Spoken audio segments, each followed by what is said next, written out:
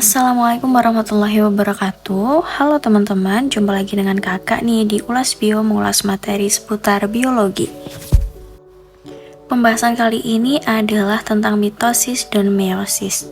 Apa sih sebenarnya mitosis dan meiosis itu? Nah, apa perbedaan antara mitosis dan meiosis? Ini adalah gambaran sel nih, gimana sel membelah. Mitosis adalah proses pembelahan sel yang menghasilkan dua sel anak dengan jumlah kromosom identik dengan sel induk. Tujuan mitosis adalah untuk memperbanyak sel seperti pertumbuhan atau untuk memperbaiki sel yang rusak. Ini adalah tahapan dari mitosis ya teman-teman. Secara garis besar tahapannya adalah sama, yaitu mulai dari interfase dulu, kemudian dilanjutkan dengan profase, metafase, anafase, telofase, dan dilanjutkan dengan sitokinesis. Yang pertama, kita masuk ke gambar poin pertama. Di situ terlihat bahwa terjadi duplikasi DNA inti, di mana pada tahap ini DNA-nya akan direplikasi. Kenapa perlu direplikasi? Karena nantinya akan digunakan untuk membagi ke dalam dua sel anakan ya. Kemudian setelah selesai interfase, nanti akan masuk ke tahap mitotik atau tahap pembelahannya, di mana poin kedua di situ ditandai dengan tahap pertama yaitu profase. Yang terjadi adalah adanya kondensasi kromatin. Jadi yang awalnya tadi masih bentuk benang-benang seperti itu, benang-benang kromatin mengalami pemadatan membentuk kromosom. Jadi struktur yang X itu adalah kromatin yang mengalami kondensasi. Kemudian sentrosomnya itu bisa dilihat sudah mulai menuju ke kutub berlawanan dan benang spindelnya sudah mulai terbentuk. Dimana selain itu ciri-ciri dari profase adalah membran inti menghilang. Selanjutnya masuk ke tahap ketiga yaitu metafase. Di metafase benang spindelnya ini sudah mulai terbentuk sempurna, dimana dilihat dari tanda putus-putus ini ya teman-teman.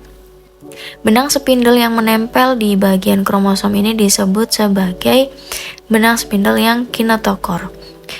Kemudian kromosomnya juga berjajar di bidang ekuator atau bidang pembelahan. Lanjut ke tahap keempat yaitu tahap anafase. Benang spindelnya mulai menarik masing-masing sister kromatid, yaitu yang tadi bentukan kromosom yang bentuk X itu dia mengandung sister kromatid atau kromatid saudara, menuju ke kutub berlawanan. Mikrotubul non-kinetokor atau mikrotubul yang tidak melekat di kinetokor yang di garis tengah ini ya, dia akan semakin memanjang sehingga kedua kutubnya akan semakin menjauh. Di situ akan terlihat mulai ada lekukan kecil. Dilanjutkan ke tahap yang kelima, khususnya gambar ini ya. Di situ terlihat bahwa dua nukleus anakan akan mulai terbentuk, di mana tadi yang awalnya dia kromosom dengan sister kromatid di sini sekarang menjadi single kromosom. Kemudian membran inti mulai muncul kembali dan terjadinya dekondensasi di tahap nanti setelah terjadinya sitokinesis. Apakah sitokinesis selalu terjadi? Jawabannya adalah tidak, karena jika sitokinesis tidak terjadi nanti akan menghasilkan sel itu dengan mengandung banyak inti, itu nanti di sel-sel tertentu ya teman-teman. Nah, ketika dia terjadi dekondensasi, kemudian nanti ini yang gambar pada hal ini diikuti dengan sitokinesis atau pembagian sitoplasma, sehingga tahap mitosis ini akan menghasilkan dua sel anakan dengan jumlah materi genetiknya identik dengan induknya ya. Seperti itu, dimana induknya tadi sifatnya diploid, di sini juga sama diploid atau 2N. Oke.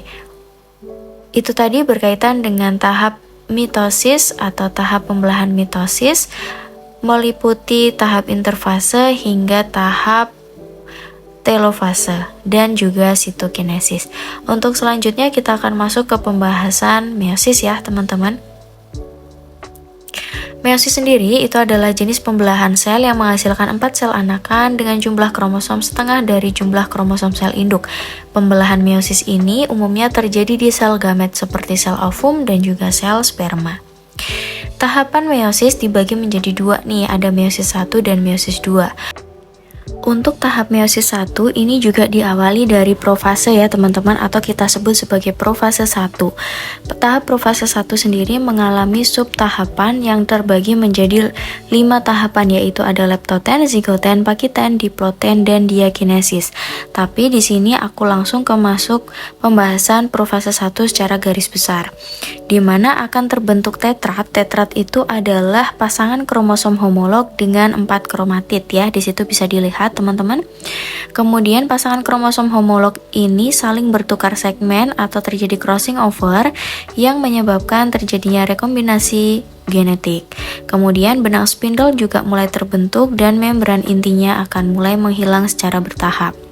Lanjut ke tahap yang kedua, yaitu metafase 1. Pada tahap metafase 1, kromosom dalam bentuk tetrat tadi akan berjajar di bidang ekuator atau bidang pembelahan, sehingga kromosom yang berjajar tadi akan membentuk 2 barisan. Kenapa? Karena tadi kita ketahui bahwa kromosomnya tadi kan dalam bentukan tetrat ya.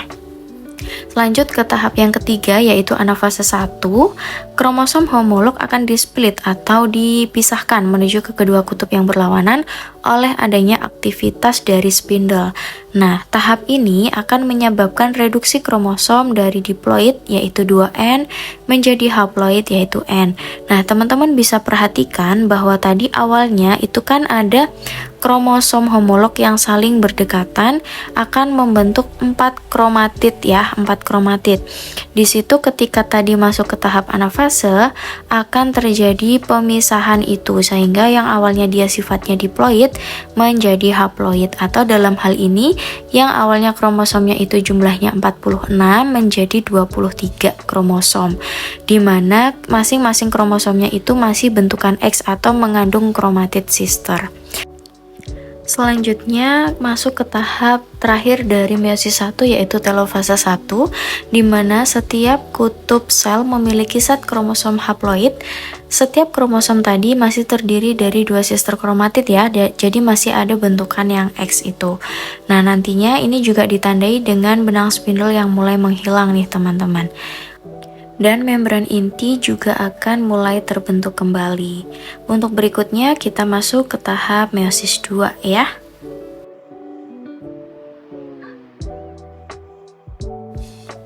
Pada tahap meiosis 2 ini juga diawali dari tahap profase yang kita sebut sebagai profase 2, di mana pada profase 2 ini benang spindle akan mulai terbentuk kembali, membran intinya akan mulai menghilang, dan di situ kita kelihatan ya bahwa untuk sentrosomnya juga sudah mulai bergerak menuju ke kutub berlawanan, di mana sentrosom ini nanti yang berfungsi untuk pembentukan benang spindle. Lanjut ke tahap metafase 2. Pada tahap metafase 2 ini membran intinya sudah benar-benar menghilang, kemudian kromosom yang dengan mengandung sister kromatid tadi, bentukan X itu ya teman-teman ya, akan berjajar di bidang pembelahan atau bidang ekuator. Tahap yang ketiga dari meiosis 2 adalah anafase 2, di mana sister kromatid atau kromatid saudara tadi akan dipisahkan, akan displit menuju ke dua kutub yang berlawanan. Nah, ini menunjukkan bahwa tadi yang awalnya dia kromosom dengan 2 kromatid sister akan memisah di tahap anafase 2, sehingga akan membentuk kromosom dengan struktur tunggal atau single kromosom. Setelah itu akan terbentuk juga di sini tahap yang terakhir, yaitu telofase 2, di mana membran intinya itu akan kembali terbentuk, lalu terjadi dekondensasi atau kromosomnya akan kembali terurai membentuk kromatin, dan hasil dari sitokinesis di akhir nanti ketika sel ini sudah benar-benar terjadi pembagian sitoplasma akan terbentuk 4 sel anakan, di mana 4 sel anakan tadi berasal dari mana? Dari 2 sel induk yang diperoleh dari meiosis 1. Nah, sehingga dari sini dapat kita tarik kesimpulan nih teman-teman, bahwa untuk tahap pembelahan meiosis, utamanya di meiosis 1 itu yang perlu digarisbawahi adalah terjadinya reduksi jumlah kromosom yang awalnya tadi dia diploid atau 2N dia berubah menjadi haploid atau N. Kenapa kok perlu terjadi reduksi? Mengingat di sel gamet itu nanti akan terjadi proses fertilisasi, akan ada penggabungan antara sel telur dan juga sel sperma, sehingga untuk membentuk generasi dengan jumlah kromosom yang sama yaitu diploid, maka sel gametnya perlu direduksi menjadi separuhnya. Oke, nah itu tadi berkaitan dengan pembahasan kita tentang pembelahan mitosis dan juga meiosis, di mana untuk mitosis terjadi di sel-sel somatik, untuk meiosis ini terjadi di sel gamet, di antaranya sel telur dan juga sel sperma. Nah, gimana nih teman-teman? Kira-kira sudah ada gambaran belum ya terkait perbedaan mitosis dan meiosis? Semoga sudah ya.